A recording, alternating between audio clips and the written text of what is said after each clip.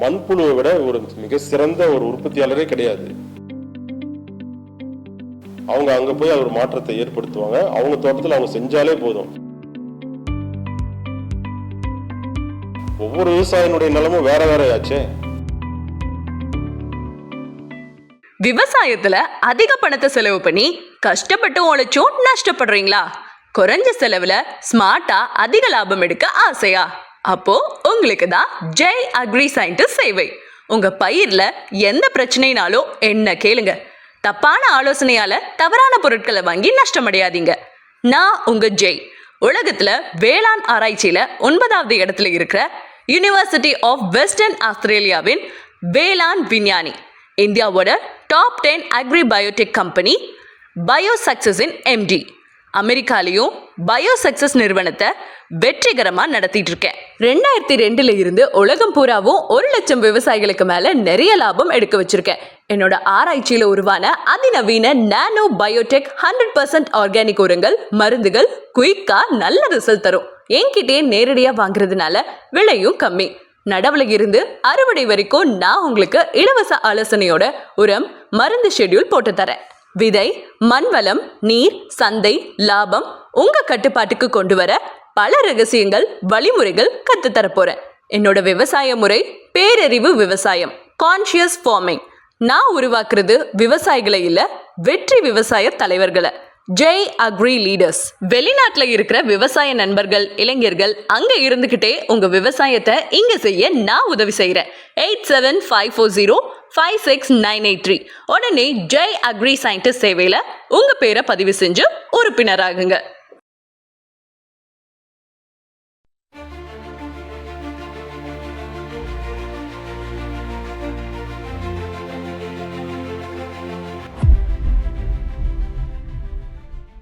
விதைங்கிறது இயற்கையாக கொடுக்கணும்.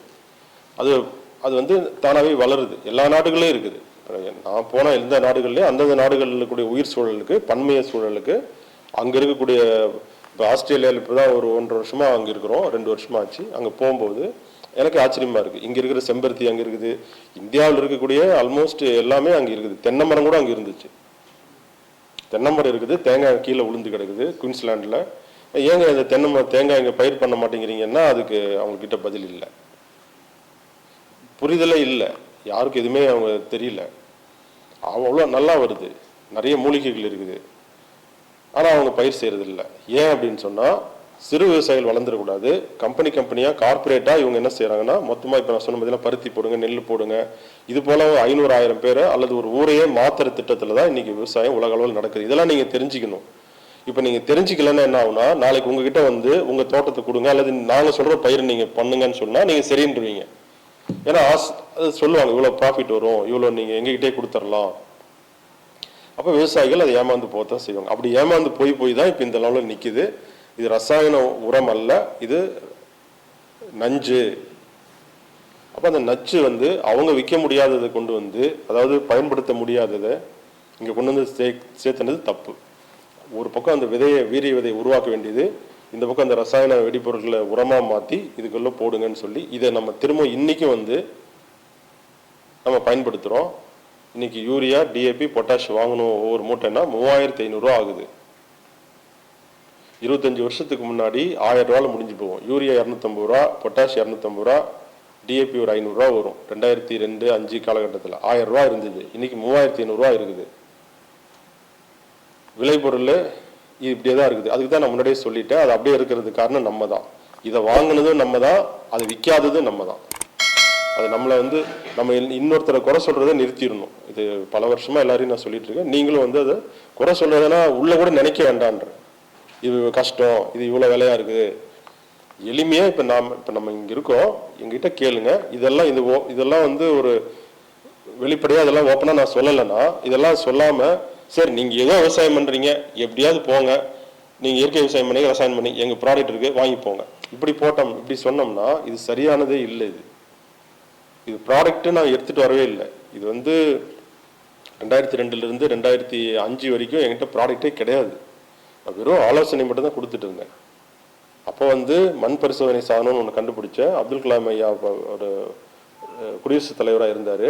அவர் பாராட்டி அதை அங்கீகரித்து இது வந்து எல்லாருக்கும் கொண்டு போங்கன்னு சொல்லி ஊக்குவிச்சார், பாராட்டி என்ன. அதுக்கப்புறம் வந்து சன் டிவியில் பேசணும், அப்புறம் மக்கள் டிவி பசுமை விகடனில் வந்து விவசாயிகள் வந்து நீங்கள் வந்து இது நீங்களே வந்து ஒரு ப்ராடக்டாக ரெடி பண்ணக்கூடாதுன்னு கேட்டதுனால, இல்லாட்டி எனக்கு இது எந்த ப்ராடக்ட் உற்பத்தி பண்ணுறதுல விருப்பம் இல்லை. ஏன்னா எனக்கு பெரிய தலைவலி இது எனக்கு. ஏன்னா ரொம்ப கஷ்டம். என்ன பர்சனலாக நண்பனாக நீங்கள் கேட்டிங்கன்னா ஒரு பொருளை உற்பத்தி பண்ணுறதும் அது ரொம்ப கஷ்டம் ஃபஸ்ட்டு. அதுக்கப்புறம் அது லாஜிஸ்டிக்ஸ் இருக்குது. ரொம்ப ரொம்ப என்னுடைய கேரக்டருக்கு அது ஒத்து வராது. ஒரு பொருளை விற்கிறது எனக்கு வராது. சொல்லலாம், நம்ம அமைதியாக நம்ம பாட்டுக்கு போயிடலாம். ரொம்ப சிரமப்பட்டு இந்த 20 வருஷமாக இது வந்து இது நிறைய விற்கிது, நிறைய போகுது. ஆனால் வாழ்க்கை போகுது. இப்போ என்னால் இது உட்காந்து இதுக்கு ஒரு நிறுவனத்தை வச்சுக்கிட்டு அவங்களுக்கு சம்பளம் கொடுத்து பல பேர் இதை வந்து நான் விற்கிறேன்னு நினைப்பாங்க. இதுக்கெல்லாம் நான் பதில் சொல்லிக்கிட்டு இது தேவையில்லாதது. ஏன் இது தேவையில்லாததுன்னு சொன்னேன்னா, மண்புழுவை விட ஒரு மிக சிறந்த ஒரு உற்பத்தியாளரே கிடையாது. மண்புழு தயார் பண்ற உரத்தை விட உலகத்துல யாராலுமே தயார் பண்ண முடியாது. அதை நான் சொல்லிட்டே இருக்கேன். அப்ப அதுக்கு உடனே ஒரு விவசாயி, அப்ப மண்புழு உற்பத்தி ஆகணும்னா அதுக்கு நீங்க தான் ஒண்ணு பண்ணுங்க, எப்படி பண்ணாலும் விட மாட்டாங்க. அதுக்குதான் இப்ப நான் வந்து 2008 வந்து பயோ ஆக்சின் ஒண்ணு கண்டுபிடிச்சேன். பயோ ஆக்சின் இந்தியாவில் உலகத்திலே எங்கேயும் கிடையாது. பயோ ஆக்சின்னு சொல்லி நம்ம கிட்ட இருக்குது ப்ராடக்ட். இன்னைக்கு இது யூடியூப்ல நேற்று பார்த்து ஒரு 10 கிலோ 5 பயங்கரமா அது சேல், அது பாட்டுக்கு போய்கிட்டே இருக்குது. 2023 மட்டும் 2 டன் பயோஆக்சி போயிருக்குது. ஏன்னா இயற்கை விவசாயம் செய்கிறவங்க அந்த பயோஆக்சி வாங்கி மிக்ஸ் பண்ணிக்கிறாங்க. ரசாயன உரத்துக்கும் ரசாயன உரக்காரங்களும் வாங்கிக்கிறாங்க.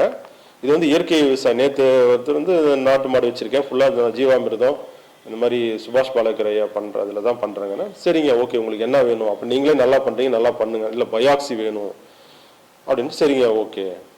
எதுக்கு இதை நான் சொல்கிறேன்னா, கனெக்ட் பண்ணிக்கோங்க.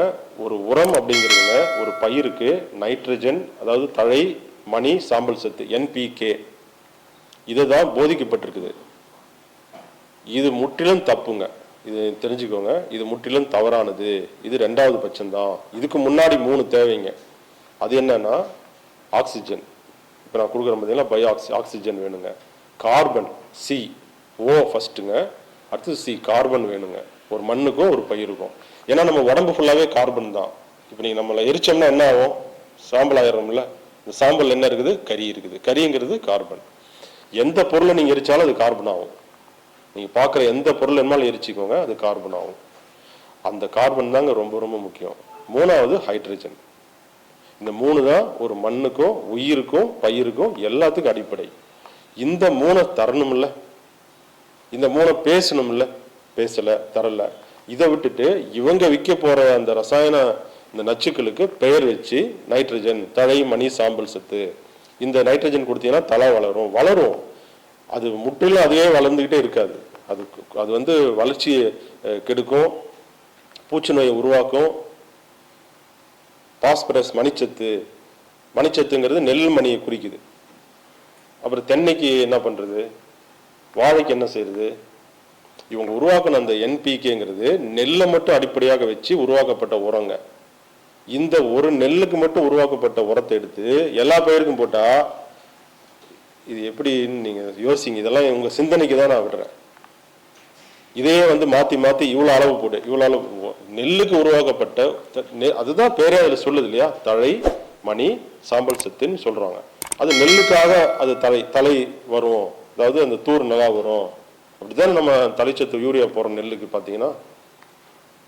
அப்புறம் கதிர் வர்ற பருவத்தில் மணிச்சத்து DAP போடுவோம். அடி உரமாகவும் DAP இதில் போட சொல்றாங்க. சரி, பரிந்துரை பண்ணாங்க இந்த உரத்தை. ஒவ்வொரு விவசாயினுடைய நிலமும் வேற வேற ஆச்சே. அவர் மண்ணு pH வேற, இவர் மண்ணு pH வேற. எப்படி உங்களுடைய அந்த அரை மூட்டை, ஒரு மூட்டை, ஏதோ ஒரு 1/4 மூட்டைங்கிறது அப்படியே தமிழ்நாடு ஃபுல்லா எப்படி அது பொருந்தும்? இதுக்கு எங்க பதில் இருக்கு? இது எல்லாம் தான் நான் சொல்றதுக்கு தான் இந்த நிறுவனம் ஆரம்பிச்சு நம்ம பாட்டுக்கு பேசிக்கிட்டே இருக்கிறோம். ஒரு 1 லட்சம், இப்போ நம்ம வந்து 10,000 பேர் 20,000 பேர் என்கிட்ட இப்போ ரிஜிஸ்டர் பண்ணியிருக்கிறாங்க அப்படின்னா ஒரு 5 லட்சம் பேருக்கு இதை சொல்லியிருப்பேன். சொல்லாமல் அந்த 10,000 பேர் வரமாட்டாங்க இல்லையா? இப்போ நீங்கள் 20 பேர் இருக்கீங்கன்னா இப்போ போகும்போது ஒரு 2 பேர் வந்து இவ்வளோதான் எதிர்பார்ப்பேன். ஒருத்தர் 2 பேர் வந்து முழு மனதோடு போவீங்க. வீட்டு வகிரியில் தான் அவர் சொல்கிறபடி கேட்கணும். நமக்கு தலைவலி மிச்சம்பா, நம்ம சிந்திக்க வேணாம் அப்படின்ட்டு ஒரு 2 பேர் போவீங்க. அந்த 2 பேர் நமக்கு போதும். அவங்க அங்கே போய் ஒரு மாற்றத்தை ஏற்படுத்துவாங்க. அவங்க தோட்டத்தில் அவங்க செஞ்சாலே போதும். அவங்கள பார்க்கணும், திரும்ப அவங்கள போய்ட்டு 100 பேர் இந்த வேலையே எனக்கு வேணான்னு சொல்லிடுவேன். என்கிட்ட வருவாங்க, சார் எங்ககிட்ட என்னுடைய தோட்டத்தை நீங்கள் வந்து டெமோ பிளாட்டாக எடுத்துக்கிட்டு உங்களது பண்ணி பாருங்க. ஏன் ப்ராடக்ட் விற்க நான் வரல, உனக்கு அறிவு சொல்ல வரேன். நீ தப்பாக பார்க்குற என்ன, இல்லை உங்கள் ப்ராடக்ட் நீங்கள் போட்டு பண்ணீங்கன்னா எங்கள் ஊரே கேட்கும், உங்கள் ஊர் எனக்கு வேணாம். நீ ஒரு ஆள் செஞ்சு நீ தப்பாக செஞ்சிட்டு இருக்கிற, ஏன் ப்ராடக்ட் என்ன பார்க்காத, நான் சொல்லக்கூடிய அறிவை எடுத்துக்கிட்டு புத்திசாலித்தனமான விவசாயம் மாறு. உன்னுடைய அறியாமையை நீ எடுத்துக்கப்பா, எடுத்துரு, அகன்று தூக்கி போட்டுட்டு உன்னுடைய ஞானம் அறிவை எடுத்துக்கோ. இதுதான் இப்போ பேரறிவு விவசாயம்னு நான் சொல்கிறேன். இப்போ இந்த பேரறிவு விவசாயம்ங்கிறது இதுதான். ஒரு இயற்கைக்கும் நம்ம செய்கிற மனிதனுடைய செயற்கைக்கும் உள்ள வித்தியாசத்தை தெரிஞ்சுக்கிறது அது பேரறிவு. வேற இல்லைன்னா எப்படி தெரிஞ்சுக்க முடியும்? இது நீங்களா தெரிஞ்சுக்க முடியாது இல்லையா? அதனால நான் தெரிஞ்சுக்கிட்டதை பகிர்ந்துக்கிறேன். இப்போ இதுல இருந்து நீங்க வந்து பிடிச்சி நீங்க போகலாம். இப்போ இன்னும் 1 வருஷம் 2 வருஷத்துக்கு அப்புறம் ஒரு புத்தகம் என்ன எழுத ஆரம்பிச்சு 4 வருஷம் ஆகுது, அது தப்பா வரக்கூடாது. அதனால பேரறிவு விவசாயம்னு புத்தகம் தமிழ்ல எழுதிட்டு இருக்குது. அது இன்னும் 1 வருஷம் 2 வருஷத்துக்கு அப்புறம் வெளியிடுவோம். வெளியிடும் போது கட்டாயம் நீங்க வாங்க. அதுல உங்களுக்கு இதை விட இன்னும் அதிகமான தகவல்கள் அதுல இருக்கும். இப்படி நீங்க செய்ய ஒரு விஷயத்தை நம்ம செய்யறோம்னா அது சின்னதோ பெருசோ அல்லது 2வது பட்சமோ 3வது பட்சமோ. இப்போ எனக்கு வந்து விவசாயம் வந்து 2வது பட்சம் தான். எனக்கு வந்து மனிதர்களுடைய மனம் விழித்து கொள்ளுதல். இப்போ நான் யாருன்னு தெரிஞ்சுக்கிறது, இது எந்த கோயிலுக்கு போனாலும் தெரியாது, சாமி கும்பிட்டா தெரியாது. இப்போ நம்ம யாருன்னு நான் எப்படி சாமி கும்பிட்டா தெரிஞ்சிருமா? தெரியாது. ஸோ எனக்குள்ள போறது தான் என்னுடைய வாழ்க்கை. எனக்கு விவசாயம் வராது, உண்மையிலேயே எனக்கு அந்த பரம்பரையிலையும் வரல. இது விவசாயத்தை மாத்துறதும் நமக்கு வராது, பேச்சும் வராது. ரொம்ப சிரமப்பட்டு தான் அப்படியே கஷ்டப்பட்டு பிடிக்காதது செய்கிறோம். ஆனால் இது வந்து ஒரு முக்கியத்துவத்தை ஏற்படுத்துது. இது வந்து ஒரு மனித சமுதாயத்தில் ஒரு மிகப்பெரிய ஒரு நல்லதை ஏற்படுத்துது. அப்போ இது பிடிக்கலைனாலும் இதை நம்ம செய்யணும் அப்படின்னு சொல்லி தான் இதை நான் வந்து இதுக்கு மட்டும்தான் நான் வாய் திறந்து பேசுறது இந்த 10 வருஷமா. ஏன்னா முழுக்க நான் தியானத்துலேயும் அதுலேயும் இருக்கிறதுனால இதுக்கு இந்த வெளி உலகத்துக்கே வர்றதில்லை. இது வந்து பூமியை மாற்றுது, மக்களினுடைய மனநிலையை மாற்றுது. அதனால இதை நம்ம சொல்ல வேண்டியிருக்குது. நீங்க மட்டும் உங்க தோட்டத்தில், உங்க பண்ணையில், உங்க வயலில் நான் சொல்றபடி இந்த அறிவோட, இந்த பேரறிவோட நீங்க அதை அணுகி பாருங்க. அது ரொம்ப நல்லா அழகா இருக்கும். விவசாயம் வந்து ரொம்ப ரொம்ப எளிமையா இருக்கும், அழகா இருக்கும். யாரையும் நம்ப தேவையில்லை, தப்பா செய்ய தேவையில்லை.